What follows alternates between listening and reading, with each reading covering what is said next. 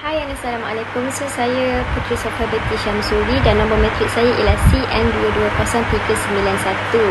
Saya daripada Seksyen 1, Grup 5. Hari ini saya dan 3 lagi group mate saya akan present tentang Measurement and Assessment of Selected Indoor Air Quality Parameter.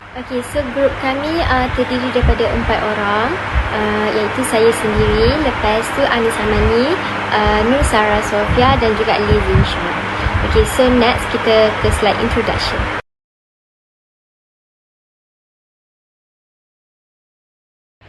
Jadi saya akan menerangkan tentang IAQ atau lebih dikenali sebagai Indoor Air Quality. IAQ is a global health concern due to outdoor emissions affecting buildings. Faktor dia macam suhu, kelembapan relatif, pergerakan udara CO2 juga akan memberi kesan kepada IAQ dan juga kesiasaan penghuni. Understanding these variables is crucial untuk mewujudkan persekitaran yang sihat dan juga menyenangkan. Maintaining optimal temperature levels is essential for a comfortable environment. Relative humidities refer to the moisture content in the air, affecting comfort and health. High humidity can cause a warm, wet environment, while low humidity can cause irritation.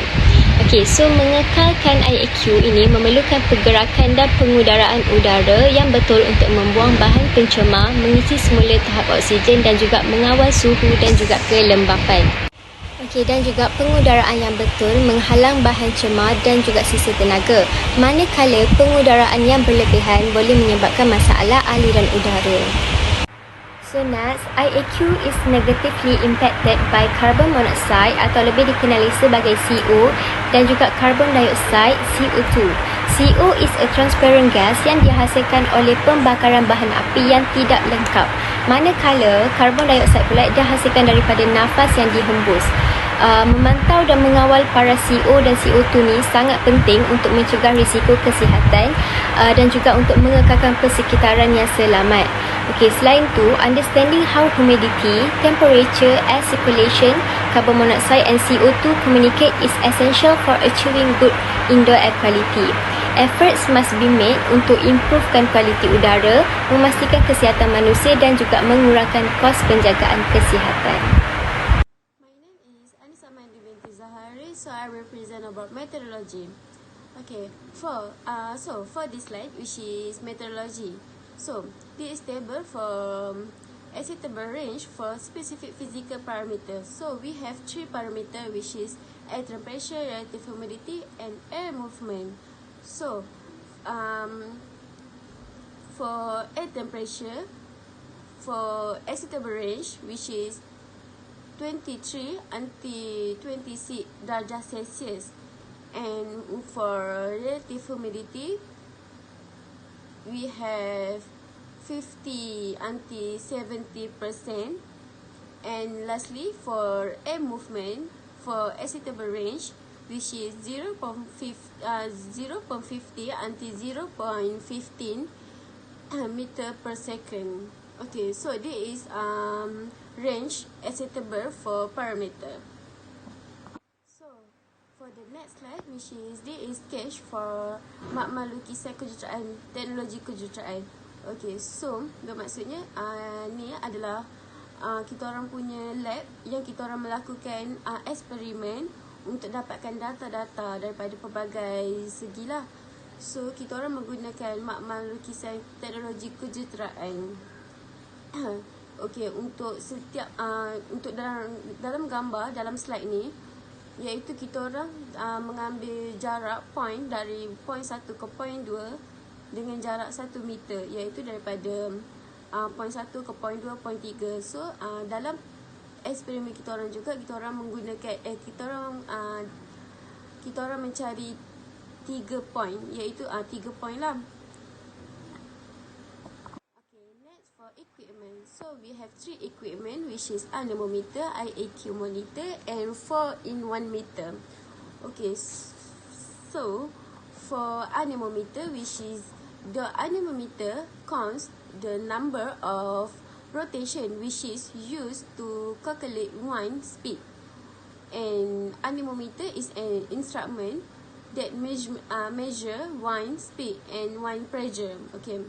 So anemometer are important tools for meteorologists who study weather patterns. Okay. Next, they are also important to the words for physicists who study the way air move. Okay, so maksudnya di sini anemometer ni mengira bilangan putaran yang digunakan untuk mengira kelajuan angin lah. Okay, anemometer ni juga ialah alat untuk mengukur kelajuan angin dengan tekanan angin.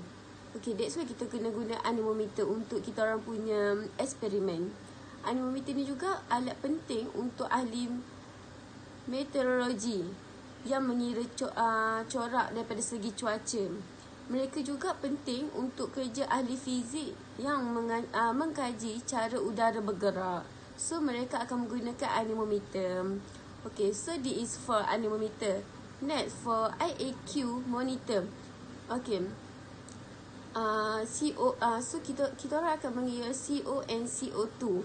Okay, CO2 measure instrument to probers reliably measure to carbon dioxide concentration, which means they are either for monitoring in indoor air quality. So maksudnya di sini alat pengukur CO2 ni and for probers ni boleh mengukur kepekatan carbon dioxide dalam lab tu, yang bermaksud ia sesuai untuk memantau kualiti udara dalaman macam yang kita orang buat dalam lab kita orang lah, iaitu lab kejuruteraan teknologi, lukisan teknologi. So last for 4-in-1 meter. Okay, the 4-in-1 meter digital multifunction environment meter has been designed to combine the functions of sound level meter, which is like meter, humidity meter and temperature meter. So, is it an ideal multifunction environment meter instrument with score of practical application for professional and home use. So maksudnya di sini meter persekitaran pelbagai fungsi untuk digital 4-in-1 ni direka bentuk untuk menggabungkan fungsi daripada aras bunyi, meter cahaya and meter untuk kelembapan dan meter untuk suhu. Ia adalah alat meter untuk persekitaran pelbagai fungsi yang ideal dengan banyak aplikasi praktikal untuk kegunaan untuk profesional. My name is Lee Xing Xian. Now I want to present the part of result. So the first part is temperature. According to specific physical parameter, the acceptable range for temperature is between 23 degrees Celsius to 26 degrees Celsius. But our result is below 23 degrees Celsius, which means the temperature surrounding of the building is cool. This shows the cold temperature can cause student discomfort and make it difficult for study and hard to concentrate on their study.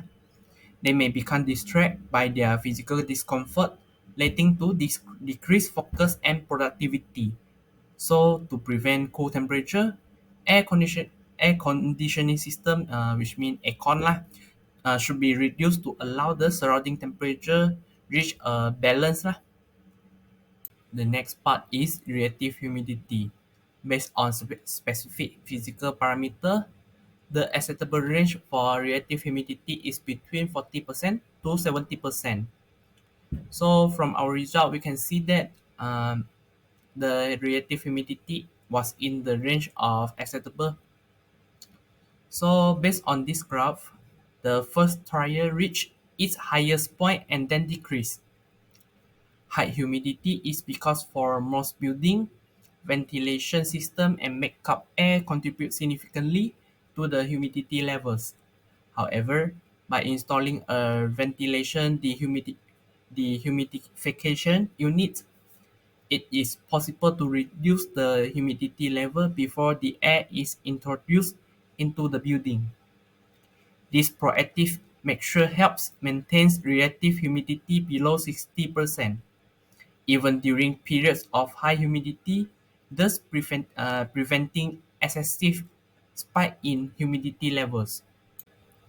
So the third part is air movement. So again, based on specific physical parameter, the acceptable range for air movement is between 0.15 meter per second to 0.5 meter per second. So from this graph, we can see that the maximum air movement was in the range acceptable, but minimum air movement does not reach acceptable range.